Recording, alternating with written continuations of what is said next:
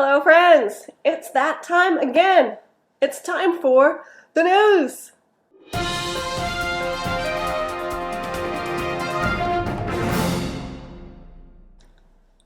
Okay, we've got 3 bits of new news.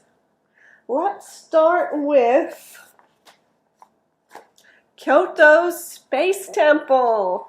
First up, we've got some Japan news, specifically Kyoto, the Daigoji Temple, has decided to launch a space temple, the first of its kind. The Buddhist temple, Daigoji, in Kyoto, will launch a satellite, and inside of that satellite there will be a Buddhist temple. Inside will be some small paintings and a statue of the Buddha. When I first read this news in the Yomiuri newspaper, I thought, that's crazy. Honestly, I did. I thought, wow, why? Why would you spend all of this money and effort to launch a temple into space? But actually, they have a reason. I'm not sure if it's a good reason, but they have a reason.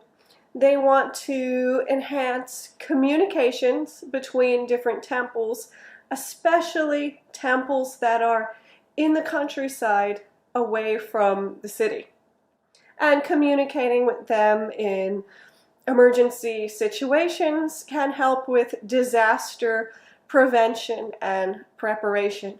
So maybe if there's an earthquake or tsunami and it's very far from the big city, they can use the satellite to contact those temples that are far away and help them out and help the people involved. Sounds like a good idea, but is a satellite really necessary? I'm not sure. I don't know. I'm not a Buddhist. I'm not a scientist, so actually it's none of my business. But I thought that was interesting. Okay, on to number 2. US President Biden and Japanese Prime Minister Suga had their first phone call. The phone call lasted about 30 minutes, and they talked about a variety of topics. They discussed China, COVID and prevention, vaccinations, and the Senkaku Islands. About the Senkaku Islands, Biden confirmed that the US military would defend those islands in case of attack. Prime Minister Suga was happy to hear that the US will rejoin the Paris Agreement and is showing a concern for climate change. Biden has a plan to hold an online summit, a big meeting or conference, to discuss climate change in April, and Prime Minister Suga said he might join that summit. Everything seems to be going smoothly so far with US-Japan relations now that we have a new president. And lastly, our third bit of news, in Tokyo, the plum trees are blooming. Spring is here.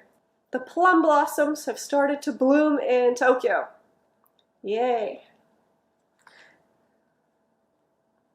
It's still cold, especially in Sendai. It's freezing. But the best time to view these plum blossoms, if you're in Tokyo, is mid to late February. I'm not sure when they'll bloom in Sendai. Maybe soon, but it's still freezing. It was just snowing here yesterday, and I'm sure it will snow again. I'm tired of winter and definitely ready for spring. So it's nice that somewhere in Japan there are signs of spring coming soon. How about you guys? Are you tired of this winter? Are you ready for spring? Or maybe you enjoy the cold weather. I don't know. Tell me in the comments. And if you have any comments about the other pieces of news, let me know, or any requests for future news. Thank you very much for joining today's news. Like this video if you enjoyed it. Subscribe for more videos, more news, plus we've got dictations, shadowings, and more.